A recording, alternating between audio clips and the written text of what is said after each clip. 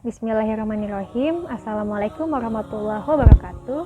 Saya Rayhani Fitria, mahasiswi jurusan Komunikasi dan Penyiaran Islam UIN Sunan Gunung Jati Bandung.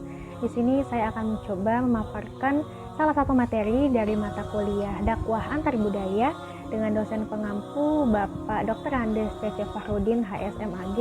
Jadi langsung aja.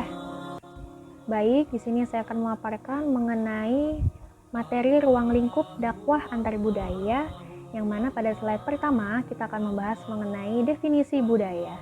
Budaya itu sendiri berasal dari dua kata, yaitu budi yang berarti akal dan daya yang berarti kekuatan dan dorongan. Jadi budaya itu berarti kekuatan akal. Nah, kebudayaan manusia merupakan ukuran pencurahan kekuatan manusia yang berpangkal pada akal pikiran, hati maupun tindakan. Kebudayaan sendiri didefinisikan sebagai suatu cipta, karya, dan karya manusia dari hasil belajar. Jadi, budaya itu bisa diartikan sebagai suatu cara hidup yang berkembang dan dimiliki bersama oleh sebuah kelompok orang dan diwariskan dari generasi ke generasi. Budaya juga terbentuk, pasti ada unsur-unsurnya, ada banyak unsur yang terbentuknya budaya. Termasuk seperti sistem agama, sistem politik, adat istiadat, bahasa, perkakas, bangunan, dan karya seni. Nah, ini tentang unsur-unsur terbentuknya suatu kebudayaan akan dibahas pada slide-slide berikutnya. Nah, tadi kita sudah membahas mengenai definisi budaya secara umum. Nah, di sini saya akan juga membahas tentang definisi budaya menurut terminologi agama Islam. Nah, menurut terminologi agama Islam, budaya itu disebut juga al-urf. Al-urf itu adalah adat kebiasaan. Maksudnya apa? Jadi budaya itu bisa diartikan sebagai suatu pengetahuan tentang norma dan nilai-nilai yang disepakati dan diketahui. Nah, al-urf ini salah satu nilai yang memiliki landasan kuat sebagai keharusan agar selalu memelihara sesuatu yang ma'ruf atau budaya yang telah dikenal dan meninggalkan serta mencegah sesuatu yang sebaliknya, yaitu budaya yang munkar atau yang tidak baik. Nah, sekarang kita masuk kepada unsur-unsur yang terbentuknya suatu budaya. Tadi sudah sempat disebut sedikit di bagian awal. Jadi kurang lebih unsur-unsur budaya itu ada 7 sistem. Nah, sebelum itu, apa sih unsur-unsur budaya itu? Nah, unsur-unsur budaya itu adalah berbagai konsep yang menyelubungi budaya secara umum atau bisa dikatakan sebagai satuan terkecil yang membentuk kebudayaan secara umum. Jadi pada sistem yang pertama ada sistem peralatan hidup. Maksudnya bagaimana? Nah, jelas di sini bahwasanya peralatan hidup termasuk teknologi yang digunakan oleh suatu masyarakat itu akan banyak memberikan dampak baik berupa informasi mengenai kehidupan sehari-hari dan juga mempermudah gaya hidup masyarakatnya. Contoh beberapa sistem peralatan yang digunakan seperti senjata, alat transportasi, alat untuk produksi sandang, pangan, papan, dan lain sebagainya. Lalu masuk kepada unsur terbentuknya suatu kebudayaan. Yang kedua itu ada sistem mata pencaharian. Sistem ini menjadi salah satu fokus kajian terpenting dari bidang etnografi. Nah, bidang etnografi itu apa sih? Nah, bidang etnografi ini adalah bidang kajian yang meneliti tentang masyarakat dan budaya manusia. Jadi bagaimana mata pencaharian atau sistem perekonomian masyarakat untuk dapat memenuhi kebutuhan hidup, nah itu berpengaruh besar terhadap pembentukan suatu kebudayaan. Lalu yang ketiga ada sistem kemasyarakatan. Pada sistem ini kita dapat melihat melalui cara masyarakat itu melakukan beberapa hal seperti ada jenis perkawinan. Nah, apakah di masyarakat itu banyak melakukan perkawinan dengan cara onogami, poligami, poliandri, poligini, perkawinan kelompok, levirat atau sororat. Nah, terus dari sistem kemasyarakatan juga kita bisa melihat melalui cara masyarakat itu mempunyai prinsip dalam perjodohan.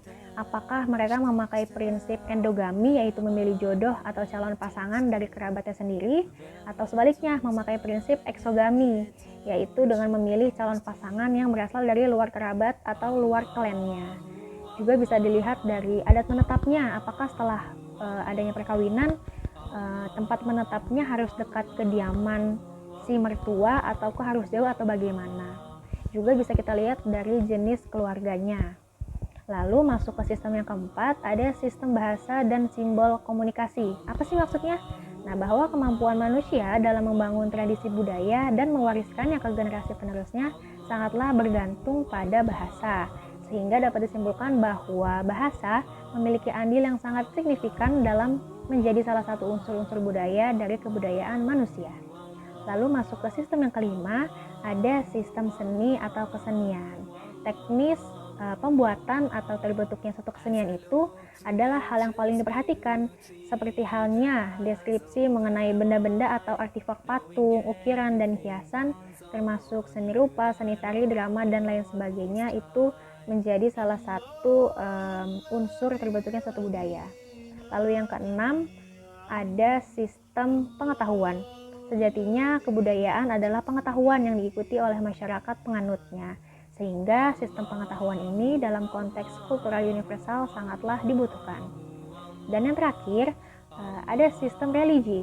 Menurut Koen Janingrat, menyatakan bahwa asal mula permasalahan fungsi religi dalam masyarakat adalah muncul dari berbagai pertanyaan manusia itu sendiri. Usaha menjawab sebuah pertanyaan tentang religi itu yang menjadi penyebab akhirnya sistem religi ini. Lalu masuk kepada pembahasan selanjutnya mengenai definisi dakwah antar budaya. Tadi sudah dibahas mengenai definisi budaya secara umum, terus budaya secara terminologi Islam. Nah, sekarang kita masuk kepada definisi dakwah antar budaya. Nah, dakwah antar budaya itu apa sih? Dakwah antar budaya itu adalah sebuah proses dakwah yang mempertimbangkan keragaman budaya antara dai dan mad'u dan keragaman penyebab terjadinya gangguan interaksi pada tingkat intra dan antar budaya agar peran dakwah dapat tersampaikan dengan tetap terpeliharanya situasi damai. Pendekatan dakwah intra dan antar budaya adalah pendekatan budaya damai sebagai salah satu watak dasar Islam sebagai agama perdamaian. Jadi intinya, dakwah antar budaya itu adalah proses dakwah yang memperhatikan budaya setempat sehingga tercipta situasi dan kondisi yang damai. Lalu masuk kepada pembahasan selanjutnya mengenai metode dakwah antar budaya. Dalam metode dakwah ini ada beberapa metode. Yang pertama ada metode istinbati. Apa sih itu? Metode istinbati ini berupa penalaran dalam menjelaskan objek kajian dakwah antar budaya dengan menurunkan dari isyarat-isyarat Al-Quran dan As-Sunnah. Jadi untuk metode dakwah ini dapat menggunakan ilmu-ilmu bantu seperti usul fikih, ulumul Quran, ulumul hadis, dan ilmu-ilmu bantuan lain terutama yang berhubungan langsung dengan kajian teks Al-Quran dan As-Sunnah. Lalu yang kedua ada metode dakwah antar budaya yaitu metode iktibasi. Jadi metode ini berupa penalaran dalam menjelaskan objek kajian dakwah antar budaya dengan meninjam pemikiran produk para pakar dakwah yang bersumber pada Al-Quran dan As-Sunnah dan juga meminjam teori yang digunakan oleh disiplin ilmu lainnya. Jadi pada metode ini ada ilmu-ilmu tambahan yang dipakai sebagai ilmu bantuan juga dalam penerapan metode dakwahnya. Ilmu-ilmu yang dimaksud itu bisa menggunakan ilmu sosiologi, ilmu psikologi, ilmu ekonomi, ilmu politik, dan lain-lain yang berasal dari para ahli. Seperti itu. Lalu yang ketiga, ada metode dakwah antar budaya yang disebut metode istiqroi. Jadi metode ini berupa penalaran yang menjelaskan objek kajian dakwah antar budaya dengan menggunakan prosedur kerja metode ilmiah atau science method. Maksudnya apa? Jadi pada dakwah metode ini disertai penelitian kualitatif ataupun penelitian kuantitatif dengan mengacu kepada teori-teori utamanya dan juga bersumber pada Al-Quran dan As-Sunnah. Dan selanjutnya masuk kepada pembahasan aksiologi dakwah antar budaya. Aksiologi ini apa sih? Jadi aksiologi ini dalam hal berdakwah antar budaya itu adalah bagaimana kita sebagai manusia menggunakan ilmu yang udah kita miliki ini untuk kebermanfaatan umat. Yakni aksiologinya itu bisa dipaparkan sebagai berikut. Yang pertama, kita bisa memberikan wawasan dan mempertegas objek material dengan objek formal ilmu dakwah yang unik, menantang, dan problematik yang keberadaannya selalu ada di masa kini. Juga bisa memberi bukti kebenaran ayat-ayat yang teramati dalam kenyataan empiris keberagaman budaya dengan ayat-ayat yang tertulis dalam firman Allah tentang keragaman makhluk manusia sebagai bagian ciptaannya.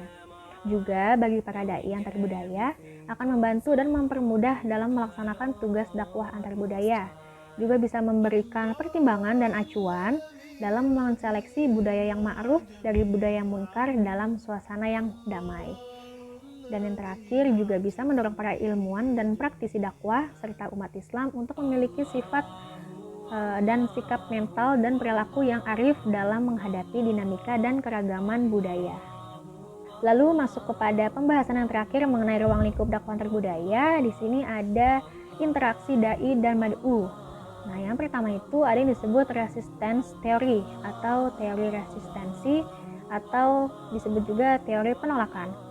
Jadi dalam teori ini dasar asumsinya adalah bahwa setiap aktivitas dakwah akan selalu menghadapkan variabel dai dan mad'u. Jadi selalu ada ya variabel dai dan mad'u ini dan akan terbentuk interaksi satu sama lainnya. Lalu ada yang kedua, acculturation theory atau teori akulturasi, disebut juga teori percampuran. Jadi kemudahan hubungan atau relasi dan interaksi antar sesama manusia dan berbagai komponen budaya menjadi bagian dari hubungan dalam dakwah antar budaya. Jadi akan terbentuk suatu relasi dalam suatu dakwah antar budaya yang berbeda. Selanjutnya ada yang disebut dengan reception theory atau teori resepsi. Jadi di teori resepsi ini masyarakatnya itu bisa menerima sepenuhnya, bisa juga menerima sebagian gagasan budaya yang lain atau yang baru. Nah, dengan adanya budaya itu harus menjadi budaya masyarakat setepatnya dulu, baru bisa mereka terima. Lalu masuk kepada interaksi dai dan mad'u yang terakhir yang disebut dengan complement theory atau teori komplementer. Jadi di sini ada pembaharuan suatu budaya masyarakat, terlebih pada era globalisasi budaya sekarang ini adalah suatu kemestian atau keharusan. Seperti itu. Wallahu a'lam bishawab, kurang lebihnya mohon maaf karena saya hanya manusia biasa yang penuh dengan salah, dosa dan khilaf.